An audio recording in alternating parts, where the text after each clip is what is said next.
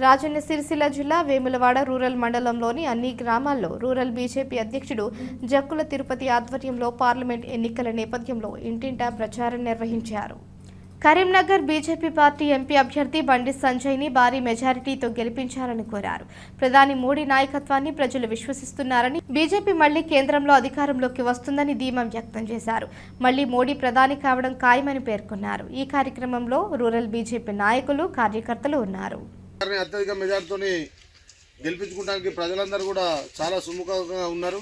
ప్రతి ఒక్కరు కూడా ఈరోజు నరేంద్ర మోడీ గారు లేకపోతే ఈ దేశం వెనుకబడతానికి గురవుతుంది. నరేంద్ర మోడీ గారు కావాలి.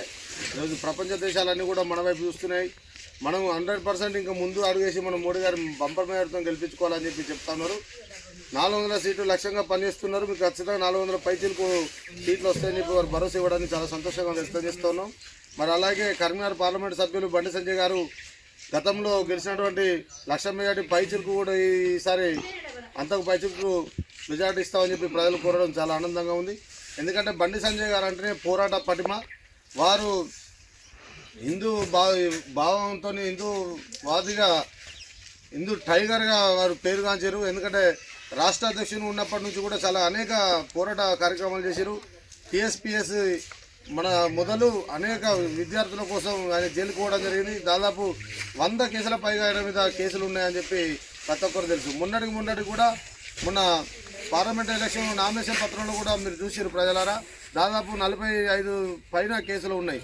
అంటే ఈ తెలంగాణ ఏదైతే టీఆర్ఎస్ ప్రభుత్వం మనల్ని వంచి అప్పుడు వేధించిందో వారి గద్దె దించడానికి ఆయన అనేక రకాలుగా శ్రమించి ఈ యొక్క ప్రజలందరినీ మమేకం చేసి ఉత్తేజపరిచిన విషయం మీ అందరూ తెలిసే. కొన్ని అనివార్య కారణాల వల్ల ఈ యొక్క ప్రజలు కూడా తెలంగాణలో త్రుటిలో తప్పించి కాంగ్రెస్కు అధికారం ఇవ్వడం జరిగింది. అయినప్పటికీ కూడా ఈరోజు ఎక్కడికైనా ఇంటింట రాష్ట్రంలో అయిపోయిందండి. ఈసారి ఖచ్చితంగా బండి సంజయ్ని మీరు మేము పంపిస్తామని చెప్పి తెలియజేస్తూ ఉన్నారు. నరేంద్ర మోడీ గారు అక్కడ మరొకసారి కంపల్సరీ ప్రధాని కావాలని చెప్పి వారు కోరడం, వారు చెప్పడాన్ని చాలా సంతోషం వ్యక్తం చేస్తూ ఉన్నాం.